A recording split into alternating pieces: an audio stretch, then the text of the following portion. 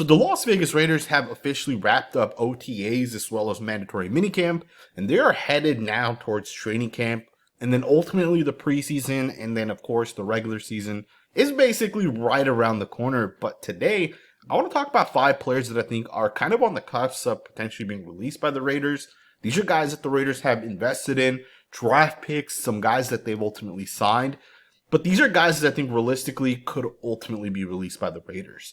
Now, it's not a secret that the Raiders brought in a completely different regime. They're headed down a completely different path with a brand new coach, a brand new coordinator on the offensive side, as well as, even on the defensive side, technically, right? Pete Carroll's kind of the guy, so we are switching schemes a little bit. And then, of course, don't overlook the fact that John Spytek is obviously much different than the past regime. So I want to talk about 5 players that I think have to have a really, really, really good preseason, or they're ultimately going to be released by the Raiders.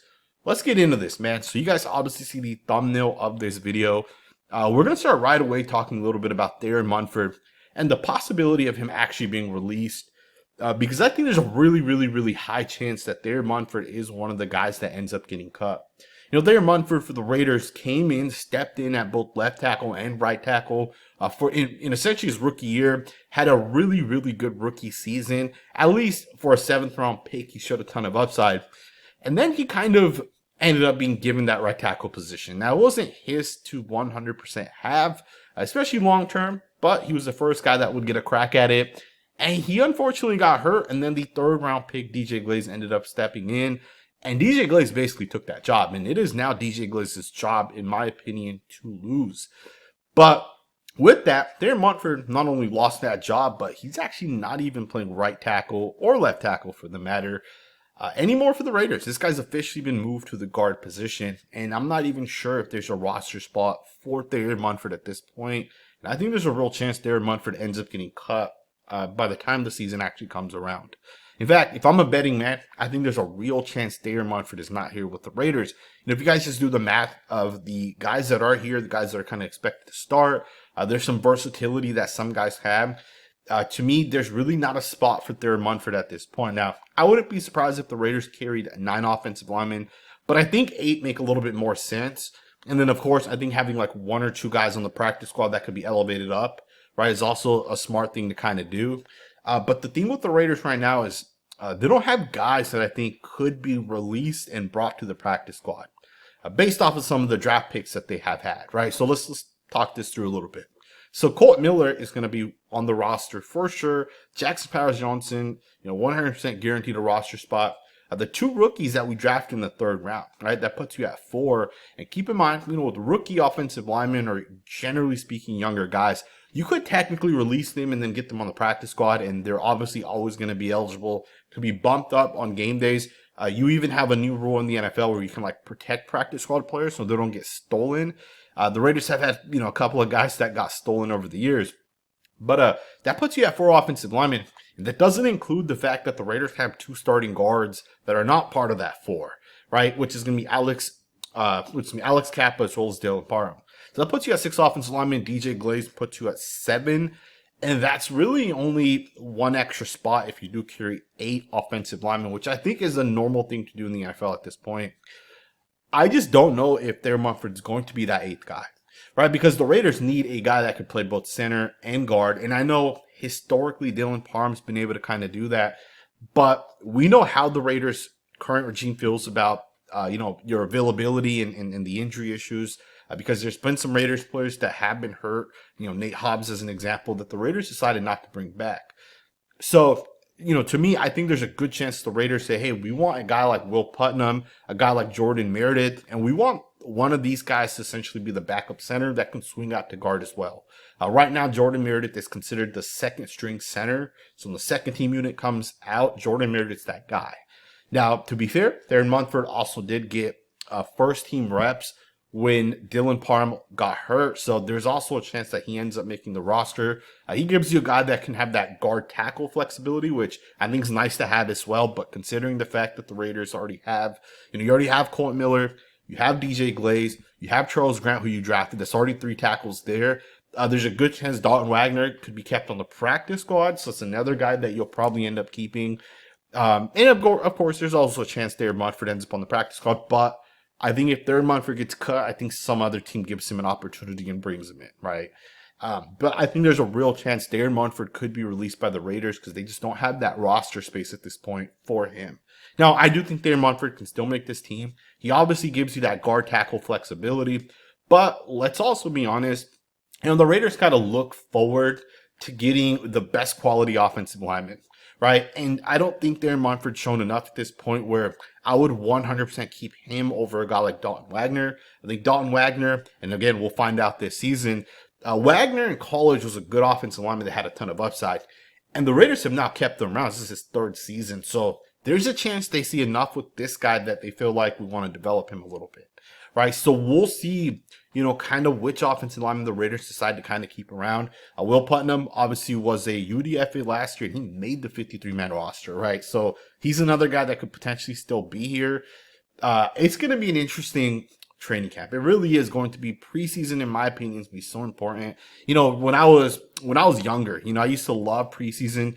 I used to love watching literally just the first quarter when the first team guys would play, and then I kind of just turned the game off, right? But as I've gotten older, I love watching the preseason, especially when those backup third string guys start to come in, because we don't generally see those guys during the regular season. But don't overlook the fact that those guys could sometimes develop into starting caliber players. Lester Cotton's a great example of this. He was a guy that was like a practice squad, third string guy. Now he's a starting guard in the NFL. We've seen guys, even just for the Raiders, Andre James is an example, who developed into a starting offensive lineman. And you don't see those guys during the regular season, but you will in preseason, which is one of the things I really, really like. Darren Munford is going to be the first guy on this list, but he's not the only guy. We've got 4 other guys that I think are interesting players. These are guys, again, the Raiders have put some investments into. One was just recent as last season. This is going to be 5th round pick Tommy Eichenberg. And some people will be surprised that I bring up, a guy like Tommy Eichenberg, but looking at what John Spytek has done this offseason, looking at Pete Carroll's scheme and system, and the fact that Tommy Eichenberg was not a draft pick of this regime, there's a real chance that the Raiders end up releasing him. When you think about guys coming out of college to the NFL at that linebacker position, one of the things that sticks out to me always is going to be the fact that there are guys in college that they might not be great, but they tackle, they can cover. And again, they might not be great, right? They're not like first round prospects the way you see, sometimes with certain guys, but they're guys that can kind of develop, right? And Tommy Eichenberg is definitely one of those guys that can develop. And we've seen this over the years, right? Guys like Jermaine Pratt, Landon Roberts, Robert Spillane, right? They're guys that kind of develop, but they were kind of unknown guys, right? They're like third round picks or undrafted guys or later round guys, but they develop into good football players. Fred Warner, another guy, one of the best linebackers, was a 4th round pick. Usually when you bring in linebackers, you can tell if a guy has upside and potential. You can also tell on the other side if they kind of don't, right? And again, some guys can develop, but usually you can tell right away. And with Tommy Eichenberg, he really hasn't shown much where you can say that guy looks like a starting caliber linebacker. And truth be told, at this point, Tommy Eichenberg's biggest value is essentially going to be special teams, but special teams is pretty easily replaceable, right? You can find a ton of guys that can kind of do that. And I think with the Raiders, when you think about this linebacker group, right, you think about Landon Roberts, you think about Jermaine Pratt, you think about Devin White. These are guys that the Raiders just brought in, veteran guys. Jalen Smith, another veteran guy, right? That's 4 veteran linebackers the Raiders just brought in this offseason. I'd be surprised if all 4 of those guys were not with the Raiders as the season actually kind of rolls around. And then you think about it, how many more linebackers are you going to keep? You drafted Cody Lindenberg in the 7th round, so chances are he's going to be on this roster as well. Now, you could release him and bring him back to the practice squad if you want, but you release a player, there's always a risk another team picks that player up. So if there's a team that likes Cody Lindenberg, they could easily snatch him up if you release him to bring back to the practice squad, right? But that puts you at 5 linebackers, just between the veterans and the rookie that you drafted. That doesn't include Amari Gaynor, who has gotten multiple, essential compliments by some of the Raiders players, right? Maxx Crosby's the guy that kind of spoke about him. I forget who the other guy was. I think it might have been Devin White that also gave Amari Gaynor a huge shout out. And then don't overlook, Gaynor's like 6'3.5". He's massive, right? He's the type of guy that could actually have success. And don't overlook what he did in the preseason last year. Amari Gainer looked really, really, really good. He looked a lot better than Tommy Eichenberg, right? Even though Eichenberg was a 5th-round pick and Gainer was an undrafted guy, sometimes that stuff doesn't matter, right? So there's a chance that a guy like Amari Gainer makes this roster. That puts you at 6 linebackers. That's probably more than what the Raiders will actually end up keeping. But with that, I think there's a real chance Tommy Eichenberg is not with the Las Vegas Raiders as we kind of go forward. Now, it is also important to note that most teams in the NFL play nickel defense, and I think the Raiders will play nickel defense as well. And in that instance, having a general like, strong side linebacker, weak side linebacker, it doesn't really matter, right? The only thing that really matters is, do you have a linebacker in the stack position, which is like a traditional linebacker, or do you have a guy on the line of scrimmage, right? Amari Gainer is a guy that can line up on the line of scrimmage. Cody Lindenberg is another guy that can line up on the line of scrimmage. Some of the other guys we have, Jermaine Pratt, Landon Roberts, Devin White, Jalen Smith. These are not guys that are going to line up on the line of scrimmage. Tommy Eichenberg is not going to line up on the line of scrimmage. So, when we think about nickel defense and then base defense, guys like Amari Gainer, right? Guys like Cody Lindenberg, they give you that extra versatility where they can play the stack position, but they can also line up on the line of scrimmage. Tommy Eichenberg doesn't do that, right? So I think it just kind of takes away from some of what he can provide. But again, you're playing nickel defense, 2 linebackers, strong side, weak side. It doesn't really matter much, right? Especially in the NFL, teams are motioning, so the strong side is oftentimes changing. But again, it's going to be very interesting as the Raiders kind of get into training camp to see which linebackers kind of start to flash. We also do have 2 young linebackers that the Raiders did bring in. Jalen Walker and Matt Jones are 2 linebackers that the Raiders just brought in that are essentially rookie players. So we don't really know what those guys can develop into either. Let's talk about another offensive lineman, right? 3rd player on this list. This is a guy that I think, Dylan Parham, I think, has so much upside and so much potential. He's a guy that I think could realistically be a starting caliber offensive lineman for like 8 to 10 years, right? I really do think that about Dylan Parham.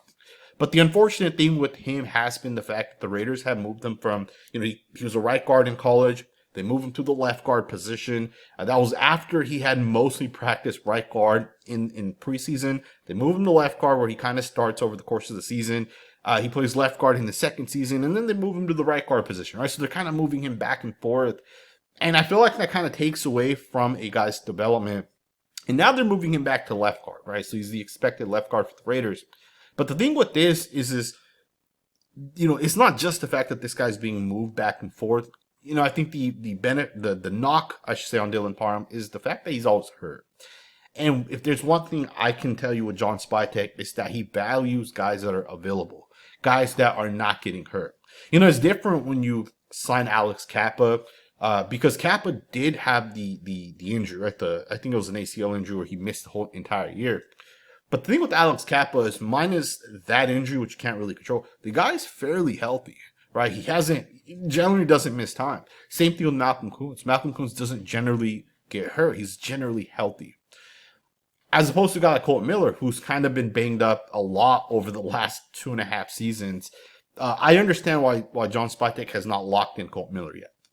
But I also understand why he brings in a guy like Alex Kappa and why a guy like Dylan Parham could be released. Again, I think Dylan Parham has a ton of upside, but just imagine if Thayer Munford ends up taking that left guard position. Imagine if Dylan Parham gets hurt again at some point. Maybe it's like the 3rd week of the preseason. And then you just kind of go into the season with like Thayer Munford, maybe it's Caleb Rogers, the rookie, or maybe even a Charles Grant, right? Some people are saying he's going to be the left tackle of the future. If that's the case, start his ass at left guard for a year, let him get used to the game speed before, you ultimately kick him out to the left guard position. I wouldn't be surprised if Dylan Parham misses any more time. The Raiders just straight up release him and don't keep him on the roster. And do keep in mind, he is hurt right now, right? So Dylan Parham obviously ended up at mandatory minicamp. I think he was there day 1, ended up getting hurt day 2 and 3. Thayer Munford started at left guard. So we'll see if he's able to stay healthy. If he's not, I don't see the Raiders essentially keeping this guy. I think the Raiders already have Alex Kappa as one of your guards. I know Jordan Meredith right now is working as like the center, but he's also swinging back and forth at the guard position. I don't know if the Raiders decided that, hey, Jordan Meredith's only going to be a backup center, but he was taking first team snaps with Dylan Parham at left guard at some point, right? So I'm going to just assume Jordan Meredith will have that guard center versatility. But then that doesn't include guys like Thayer Munford, who could also end up potentially playing that guard position. Caleb Rogers is 100% already considered a guard. That puts you at 4 players, not including Dylan Parham, and that doesn't include some of the other guys. I know Lockie Tossie doesn't technically count against a roster spot this season, but there's other guys that the Raiders have kind of brought in that could play that guard position. Jared Hufford's another guy, super strong. If any of that translates, and if he's healthy, I mean, I don't see the Raiders keeping Dylan Parham at that point. So training camp's going to be a crazy battle, and I'm so excited for it. There's literally nothing better than football, in my opinion. So we'll see what ends up happening.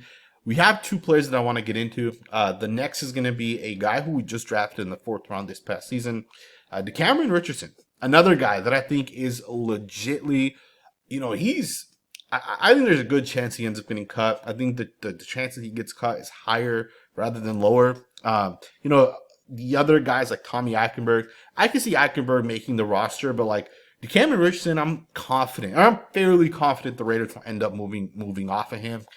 Not that I think he's a bad football player, but the Raiders' cornerback room is pretty stacked, in my opinion, right? Generally speaking, like the defensive backs, I think it's pretty stacked. And I know it's kind of unproven, so people are going to say, hey, are we sure we want to move off of Richardson, a guy that's 6'3", very athletic?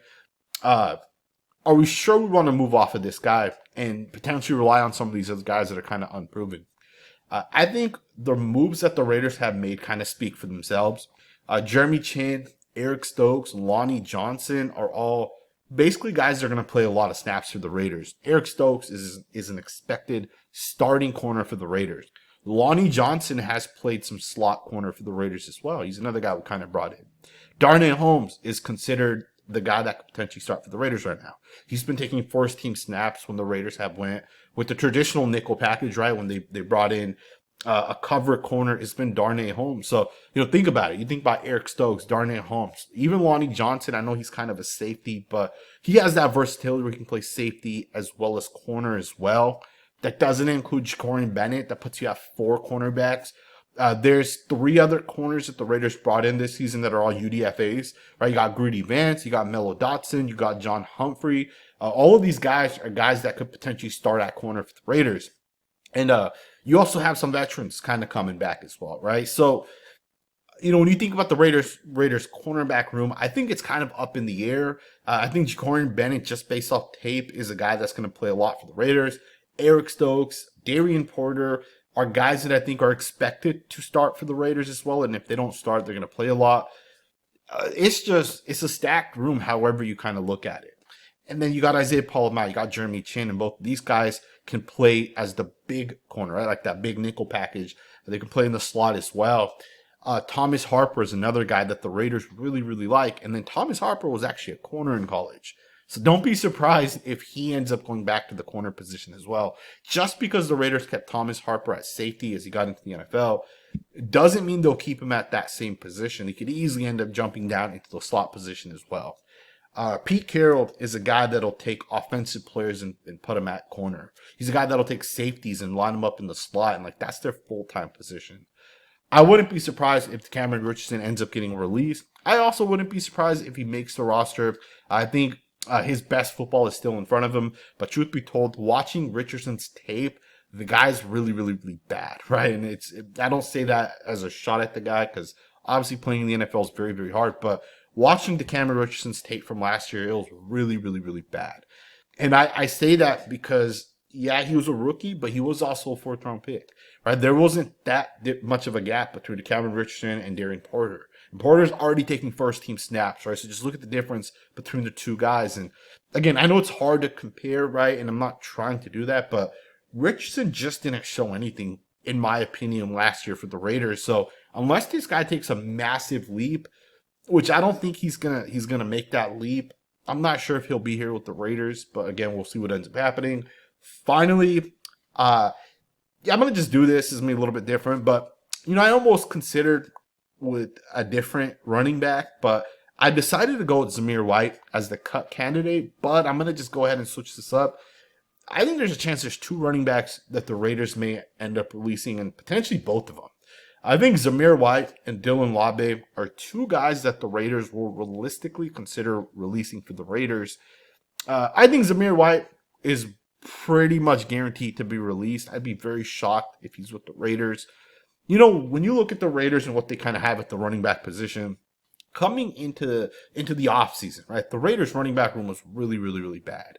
Alexander Madison was a pending free agent. Zamir White, Sincere McCormick just was hurt, right? He just got hurt, missed essentially the final couple of games. Zamir White was starting last year. He had every opportunity to be the long-term running back. He ended up being a really, really bad running back, which was not surprising to me. I had stated this multiple times last offseason. The Raiders needed help, and they even went after and got Dylan Labe, and none of that panned out for the Raiders. Every single move that the Raiders made just didn't help. The running back room last year was the worst, and the Raiders knew it. Chip Kelly knew it coming to the Raiders that we got to get better, and he did that. Right? They added Raheem Mostert just in case if they ended up missing out on a running back. Worst case scenario, you have Raheem Mostert that can potentially help, like split the carries between him and maybe some of these other guys. Maybe you target a running back in the second or third round. Worst case scenario, Raheem Mostert was going to be the Raiders running back. And he would have been the best running back on this roster, I think, last year, right? And even coming into this year, although I love Sincere McCormick, who I think is another guy that makes this roster, Raheem Mostert could have been the Raiders' best running back. But then, of course, you bring in Ashton Jeanty, and now you have a combination of Ashton Jeanty, Raheem Mostert, and I know Mostert's old, and some people are going to say that he's old. What does he really bring? But he's a veteran running back. He hasn't had a lot of carries over the course of his career, and the guy had like 30 touchdowns just 2 years ago, right? I think he's a guy that could, in goal line situations, short distance situations, he can pick up the first down, right? And he's also played in the wide zone scheme for the course, over the course of his career. And he's been a really, really good running back in that scheme. He's been one of the best running backs, in fact, in the wide zone in the NFL, probably over the last 5 years. First with Kyle Shanahan, then with Mike McDaniel. The guys had a lot of success. And Chip Kelly runs that same scheme. So the scheme fit is really, really, really good for Mostert. So you got Mostert, who's going to be on this roster. You have Ashton Jeanty, who will be on this roster. You have two running backs right there, and I'm not sure how many the Raiders will end up keeping, but you have four other running backs besides those two guys. And, even if you keep a total of four running backs, you still got to release two of the guys that are on this roster right now. So you have Jeanty, Mostert, Sincere McCormick, Zamir White, you have Dylan Labe, and then you have Chris Collier, who's with the 49ers last year. So, again, that's a ton of players, right, essentially, that you got to make a decision on. And I think there's a real chance a guy like Zamir White is going to be released. I think Sincere McCormick is just a better running back relative to Zamir White. To me, I'd be shocked if the Raiders said we don't want to keep Sincere McCormick. We don't think he's a good enough running back. I would be shocked as hell if that ends up happening. And then that gets into the other guys, right? Zamir White, Dylan Labe, Chris Collier. One of those guys will make it. The other two will end up getting released. And, I'm leaning towards Dylan Labe making it among the group of three. But don't be surprised if Chris Collier ends up just being a better running back. And the Raiders feel like, hey, we'd rather keep four good running backs than three running backs, with Dylan Labe being the fourth. And Dylan Labe just kind of provides that special teams value. Truth be told, I think Dylan Labe's biggest asset right now is his ability in special teams. Rather that's a punt or kick return, even playing on the offensive side, right? We got to essentially rush the defensive side. You punt the football, you kick the football, you got to run down and make a tackle. Labe could be like a gunner, for example, right? Or he could be like that wing guy on the end of kicks. So to me, that's where Dylan Labe's biggest value will be. It'll be on special teams. But imagine if Chris Collier shows a little bit of upside, right? He's about to be a second round. He's about to go into his second year, essentially, right? What if he ends up being like the next Raheem Mostert and the Raiders say this guy has some potential? To me, when I take a step back and I look at the Raiders running back room, I just don't see the Raiders sticking with a ton of guys, especially, considering this other alternative scenario, right? The Raiders know that, hey, there's going to be 55 players that we're going to essentially bring onto the roster. I know it's a 53-man roster, but there's there's two spots where they're kind of exceptions. So you'll essentially keep 55 guys. You already know that, hey, if we keep one extra running back, we got to get rid of one extra wide receiver. If you keep one extra offensive lineman, you got to get rid of one extra receiver. right now, the Raiders have probably 5 tight ends that they're realistically, considering keeping on this roster. We know Brock Bowers and Michael Mayer are going to obviously be here. Ian Thomas is a guy we just brought in. I would be shocked if he's not here. He's a guy that's actually been a starting tight end. So that gives you a really nice package with 3 tight ends. But then you keep a 4th tight end, right? A guy that can play fullback. It's a guy that could, move around. It's a guy that could come in goal line situations. In case one tight end goes down, this guy will be like that 4th option. And Ismail Kadir is one of those guys that a lot of people right now are saying this guy looks legit. I'm sorry, Kadir Ismail is a guy that a lot of people are saying right now looks really, really, really good. He's a rookie, right? I wouldn't be surprised if the Raiders keep 4 tight ends, and then with that, you might need to keep 1 extra running back, right? And then even on the offensive line, like I know I said 8, but I wouldn't be surprised if we kept up to like 9 or potentially 10, given that we have 2 rookies, given that DJ Glaze is also a rookie, and you might not want Dalton Wagner to be, like, hey, let's put this on the practice squad, because he could potentially show some upside as well in year 3, right? So I wouldn't be surprised if Zamir White and Dylan Labe both end up getting cut. I just wouldn't be surprised if that ends up happening. I want to know what you guys think, man. There's my 5 players that I think will be released, or they are on the the cusp of potentially being released, but they just got to outperform, what they kind of did last year. They got to be healthy, right? And I think that's going to be another big part of it. Cameron Richardson, Dylan Parham, Tommy Eichenberg, Darren Munford. You just got to be healthy as you kind of get out there and produce, and we'll see what ends up happening. Hope you guys enjoyed this video. Let me know if there's a player you guys think could realistically be cut. I almost thought about Tyree Wilson, but I'd be shocked if the Raiders released him. But I also wouldn't be surprised, right? Alex Leatherwood got the boot earlier than expected. You had Byron Young, 3rd round pick. He got the boot, earlier than expected. Although I'd be shocked. What if it happens? Who knows, right? Who knows what can happen? Let me know what you guys think in the comments below. Thumbs up, subscribe, and I will see you guys next time with another video.